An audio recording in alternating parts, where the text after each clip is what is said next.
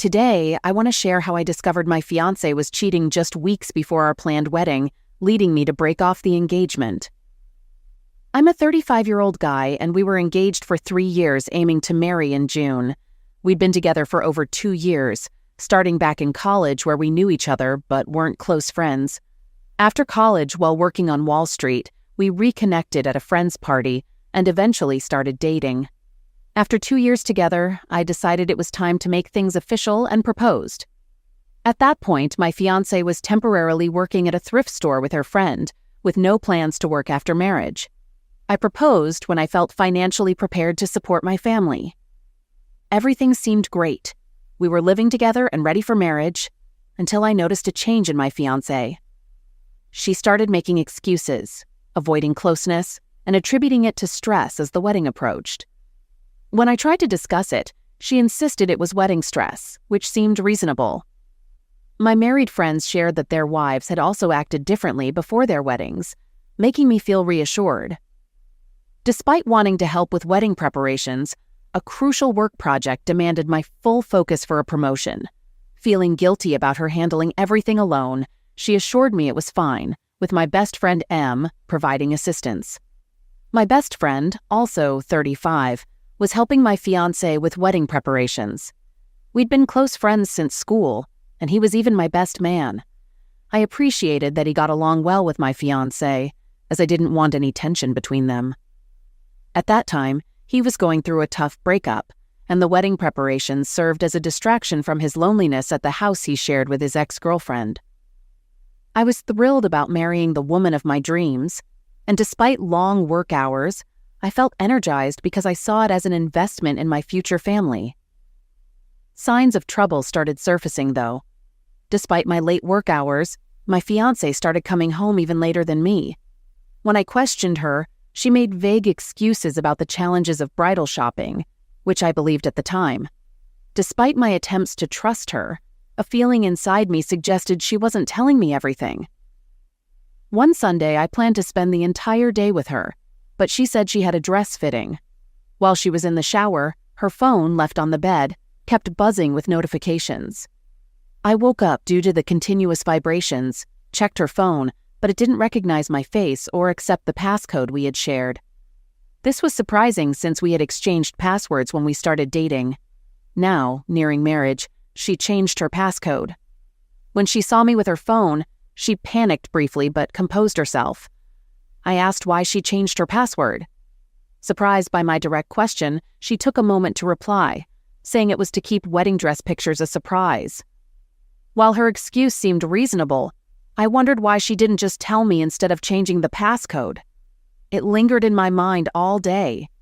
The next day at work, my fiancé's best friend called, unable to reach her for a dress-fitting appointment. I assumed she was at home and asked if they had the appointment the previous day. Her response made me feel like I asked a ridiculous question. The store was closed yesterday. Convinced my fiancé lied about her dress fitting, I needed to figure out what she was hiding. Deciding not to confront her directly, I received a surprising call from my best friend, who was helping with the wedding. He rarely called, either at his office or assisting with wedding preparations. After some small talk, he sensed something was wrong and asked. I debated whether to tell him about my fiancé's lie, but decided to share. I explained how she said she was going to the atelier, but her best friend claimed the appointment was today, not yesterday.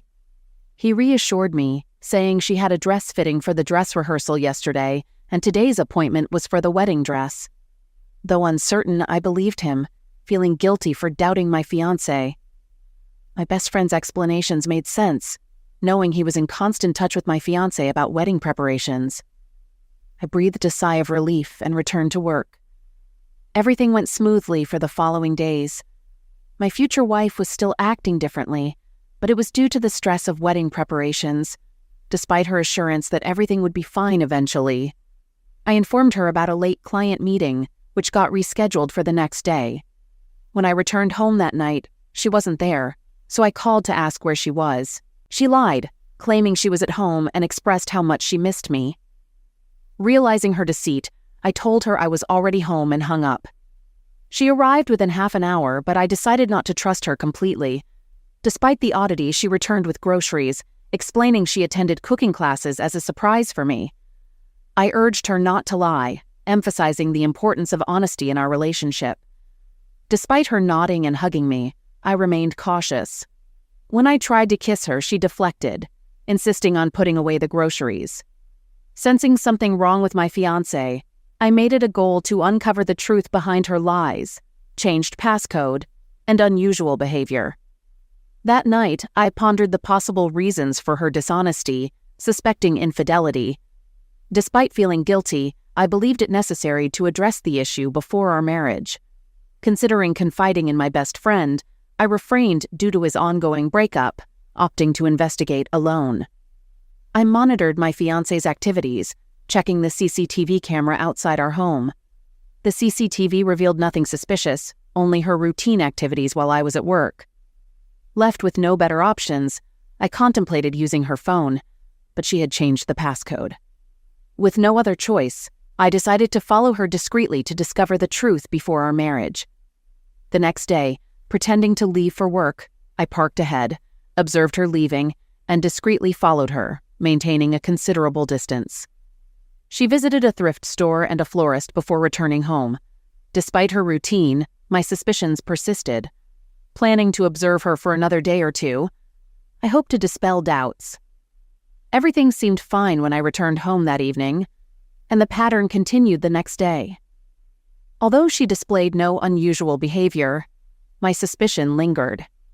I considered the possibility that she sensed my surveillance but quickly dismissed the thought, keeping my discovery to myself and maintaining enough distance while following her car. On the third morning, my best friend called about planning my bachelor's party. I let him know I was okay with whatever he wanted to arrange. There was a lot of noise in the background, including some very loud songs, which I recognized as old Spanish tunes. Unable to ask him where he was due to another work call, I had to rush to the office urgently. Feeling there wasn't a point in following my fiancée since her routine remained consistent, I focused on my work at the office. The jeweler making our wedding rings called, stating my wife hadn't provided her ring size, so they contacted me. I called my wife to ask for her ring measurement, and to my surprise, loud old Spanish songs played in the background as soon as she answered. I questioned her whereabouts, and she mentioned being with her best friend, not mine. I conveyed the jeweler's message, and she assured me she would visit the store later to provide her ring measurement. Ending the call, something felt off. Maybe it was a coincidence that I heard the same Spanish songs with both my fiancé and best friend, but I doubted it. Calling my best friend again, he said he was at a cafe for a client meeting. However, I recognized my fiancé's high-pitched laugh in the background, which abruptly stopped. My friend quickly made an excuse and ended the call. They had no reason to lie if they were together, and they used to hang out for wedding-related matters. So why did they lie? I suspected the answer in my subconscious but wasn't ready to accept it. I chose to stay quiet until I had concrete evidence. Instead of going home directly after work, I visited my best friend's place. Not finding his car, I noted the time, sick-eyed, and proceeded home. Realizing it took only 23 minutes to get home from his place, the same time my fiancé claimed to return from a cooking class, heightened my suspicions. Upon arriving home, my fiancé was still not there. As I freshened up, I contemplated the turmoil in my life, about to get married, yet my fiancé might be cheating with my best friend. Despite a small hope that my fears were baseless, the looming suspicion persisted. The following day, I once again trailed my fiancé to the thrift store, her regular spot. She carried on with her usual routine, and just when frustration set in due to the lack of evidence, my best friend entered the thrift store. Yet, it didn't confirm anything. Perhaps he was merely helping with wedding preparations. He exited after 45 minutes, leaving me without substantial proof to confirm or deny my doubts, which grew increasingly frustrating. The next morning, during breakfast, I recalled leaving a file in the bedroom. Retrieving it, I found my fiancé getting dressed after her shower. Passing by, I noticed a hickey on her shoulder blades.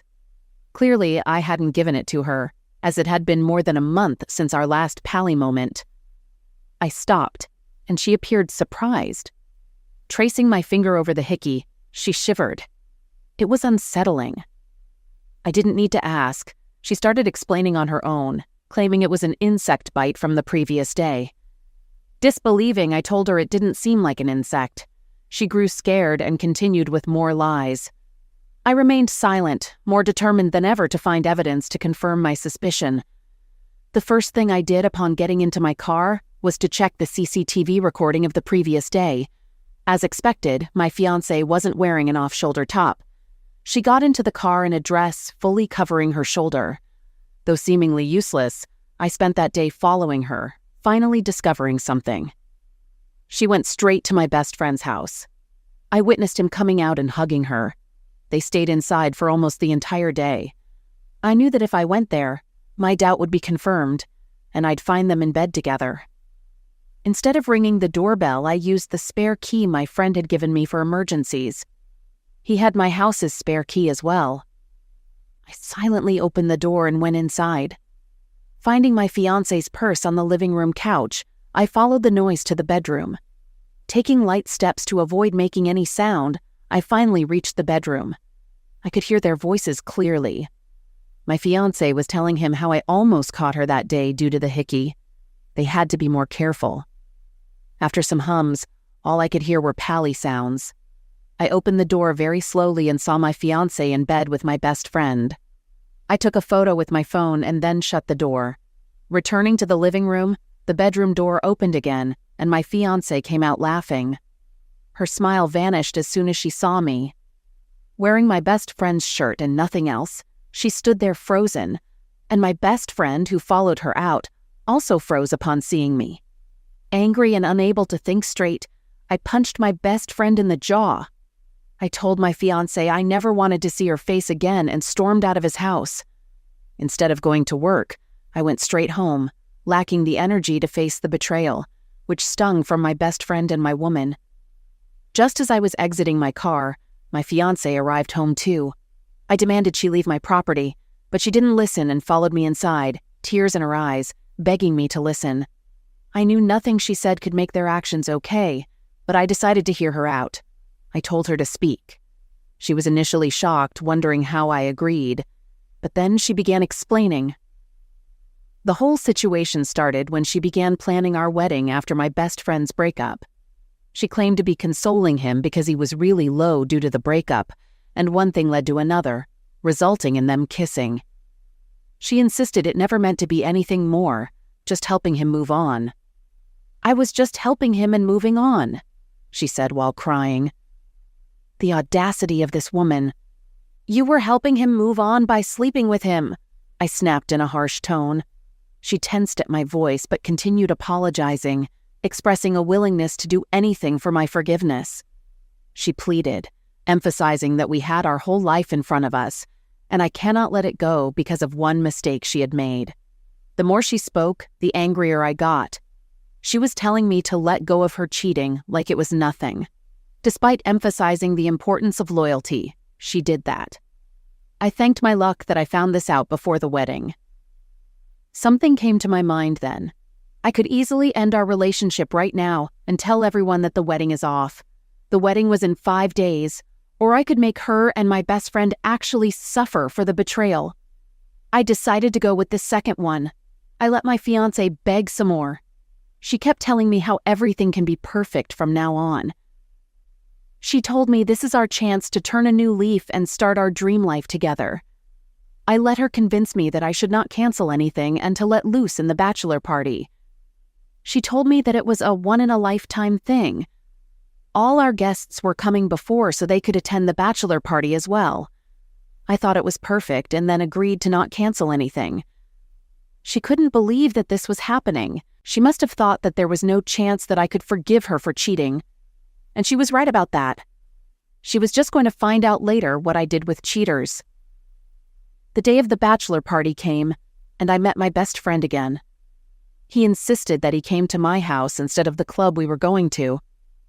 As soon as he entered the house, he started telling how sorry he was and how he didn't mean to ruin my relationship with my fiancé. I told him it was okay, and I forgave them. I told them that everyone made mistakes. I was giving them another chance. I went to the venue with him and met my other friends. None knew that I was faking it here and had no intention to actually do this or whatever. I acted like I was having the time of my life here that night. I kept thinking about their betrayal. My fiancée was staying at her parents' house until the wedding, and that was for the good only. I didn't think I could see her face and not think about her betrayal. My thoughts went to the day he called me up and told me that she was going for the dress rehearsal dress fitting. He lied to me because she was with him, and they must have known that. I had talked to her best friend and knew that the store was closed. I had decided that I was going to end everything over dinner, so everyone knew what had actually happened and why the wedding was being called off. My fiancée was coming with her parents to dinner. I reached the venue earlier and talked with the staff to arrange a projector for me. The guests started arriving. Everyone in our immediate families and our closest friends were present for the dinner. None knew, but I had told the officiant to come a bit late. My fiancée started panicking about the officiant not being there, but I smiled at her and told her that it's fine. I then said to everyone that to pass the time while the officiant gets here, I had to share something with everyone. Someone in the wedding party said that I can wait to make the toast later, but I said that I wanted to do it then itself. I began my speech by telling everyone how I met my fiancé and how my relationship had been so perfect. My fiancé looked at me with tears while she smiled at me. She was smiling because she didn't know what was coming for her. I told her that I'm really grateful for everything she had done for me throughout. I told everyone how she had always prioritized me and my family first.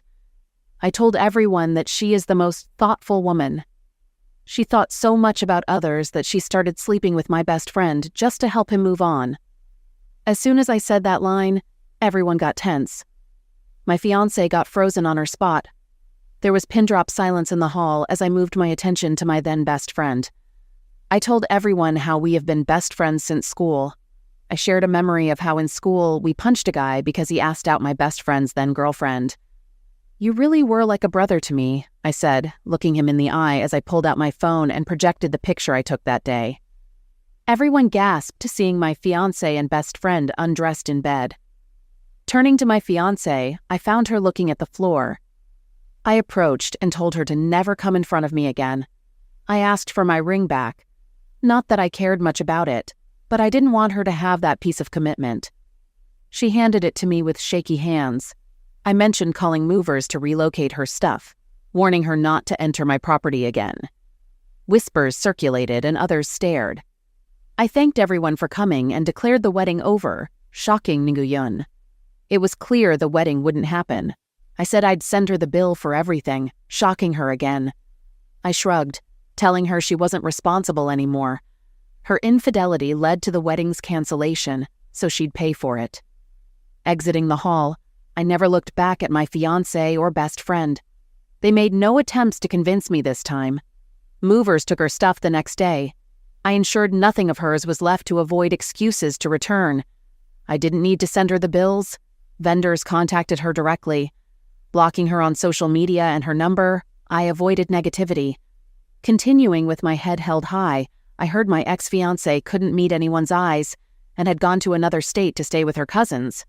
My best friend never contacted me after that day, sending my house keys through a mutual friend. Everyone knew of their betrayal, facing the consequences of their karma. Living my life, faithful to my fiancé and a good friend, I didn't deserve what they did. Taking therapy sessions to move on and lead a happy life, I thank everyone for listening. Update. 6 months have passed since I called off my wedding, almost a year in total. A mutual friend informed me that my ex-fiancé started dating my best friend, the one she betrayed me with, 2 months after the wedding was called off. Initially happy, they became gossip fodder as others found out, leading to problems. Eventually, my ex-best friend cheated on her with a colleague, and she learned about it months later, prompting a breakup. I share this since I've already shared everything else. Update. It's been 2 years since I found out my fiancé cheated on me with my best friend. In my last update, I mentioned she also broke up with him. Following the breakup, she attempted to contact me despite being blocked everywhere. It happened at a party, and she thought it was fitting to ask for forgiveness there since everything started at a party. I laughed, making it clear that even if she were the last person on earth, I wouldn't get back with her. Embarrassed, she quickly ran away and never tried to approach me again. My ex-best friend also attempted to talk to me post-breakup. He explained he didn't come earlier to give me space, and emphasized that our friendship was crucial, meaning more than any girl. I questioned why he dated my ex-fiancée after I called off the wedding, knowing I wouldn't like that. He was shocked, thinking I didn't know about them. I laughed, stating I knew everything but didn't care. I told him I don't want friends like him anymore. Therapy has helped me realize I can't carry the burden of others' mistakes forever. I've started to let things go, and the betrayal doesn't hurt as much now. I'm content with my life, having earned a promotion through hard work. Good friends and supportive family have been crucial. Trying to stay at my home was difficult due to too many memories with my ex-fiancé. I decided to sell it and move to another property. My friends and family helped me settle in, and shifting feels like the start of a new phase in life. I'm also dating a beautiful woman from my work who knows everything that happened to me. She's extremely understanding and we're taking things slow. Time may reveal if she's the one for me. Trusting people completely is hard, but I'm trying. Despite the initial heartbreak, time heals everything. Back then, I thought I wouldn't date anyone again, but here I am. I take everything that happened as a lesson not to trust anyone too much. People can deceive us. This experience also taught me the importance of being sure about life partners. My fiancé wanted to marry me for a comfortable life, whereas I believed in mutual love. I turned out to be wrong. She knew I'd take full responsibility for her if we married. That was the main reason she wanted the wedding so badly and even approached me after her breakup. My wife wants my approval to be with a coworker, offering me the same freedom with another woman. We've been happily married for just over a year, with a few minor arguments. We never discussed an open marriage before. Recently, she asked if I'd be with someone else if given the chance, but I declined because I'm satisfied with her. Her reaction surprised me. She seemed annoyed and admitted she would be with someone else. After some coaxing, she revealed it was a colleague she finds attractive. I asked if they had a sensual relationship, but she denied it. The conversation ended, and feeling suspicious, I checked her phone. I found explicit photos she had sent to the coworker, and they had been closeness-ing. Now that it's out in the open, she wants my permission for them to meet under specific conditions, keeping it purely sensual. I was shocked, as she had never been flirty with others before. She confessed she finds him attractive and thinks it's a one-time opportunity. She emphasized it's just about physical attraction, not emotions. She mentioned his physical attributes, but insisted it wouldn't go beyond closeness, and she would regret not trying it. Despite telling her I only want her, she insists I use the free pass she offered. She even suggested finding someone else for me through her friends. Unsure of what to say, I told her I'd think about it. We love each other deeply, making this decision challenging. Update. I had an important discussion with my wife last night about our situation and our marriage's future. I started by informing her that I won't be using the free pass. She was upset, believing it was immature and petty. She thought I was trying to prove I'm better than her and don't need other women. I explained my decision comes from genuine love for her, both emotionally and physically. She argued it's unfair, given my past experiences with more women before our marriage. She insisted it's only fair she gets the same opportunity. I questioned her about the coworker, wanting to understand how she knew so much about him. After over 30 minutes of questioning, she admitted to some physical contact but nothing more. They planned to meet pending our discussion, and she expressed feeling awful about it since I didn't take the free pass. I insisted on meeting him beforehand, and she agreed to bring him over. Trying to ease my upset, she suggested I might enjoy it, referencing past roleplay we had done. She even offered to video it for me, but I told her I'd only know my feelings afterward. I explained that if I'm only upset and not turned on, I won't approve of them meeting again. She understood, and we had great closeness last night. She's been extra caring and even prepared breakfast, and gave me a massage this morning. It's clear she truly cares for me and wants me to be happy. In essence, we now have an arrangement that if I don't like how it goes the first time they meet up, they'll end it. If she can't break it off, I'll seek counseling and prepare for the worst. Update. My wife met her coworker last weekend, and without going into all the details, they were closeness. Afterward, I discussed boundaries with her, but she quickly got upset, claiming I had no right to dictate what two consenting adults do in the bedroom, even after I became more accepting of her being with him. This left a bad taste. Later, I asked if I could join them next time, and she seemed okay, but needed her coworker's approval. He wasn't comfortable, so I couldn't be there. Is it common not to set boundaries in open or baby relationships? Update. Last weekend was a breaking point for me. She left on Saturday morning without showing any care for me, making me take pictures for the guy before leaving. She didn't even kiss me goodbye. She promised to be back that night, but she didn't show up. The next morning, she told me she stayed the night with him without asking or informing me. That's not the worst part. That night, she invited one of his friends, and things happened without consulting me. When she returned home, she shared all this without considering my feelings. When I got visibly upset, she dismissed it as unmanly and laughed. I couldn't tolerate it anymore. It was clear she no longer cared for me.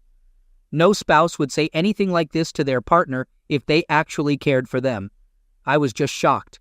At no point in our marriage until the other week did I notice any signs that she would be this way. She had always been the most loving, caring girl that I had ever met. It's like a flip switched when she met that guy and changed into a different person.